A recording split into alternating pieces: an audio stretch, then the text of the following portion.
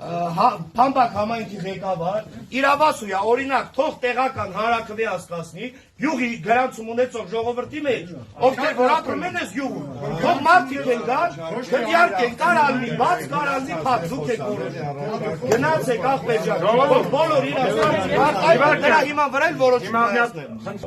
Ավականունիստերը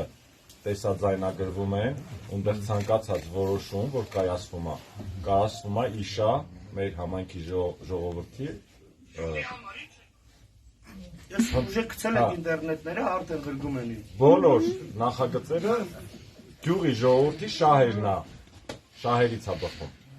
եւ մեր պետության շահերից։ Հիմա այդ չենք քաղաքականացնում ժողովրդը։ Հիմա լսում ենք հարցեր ունեք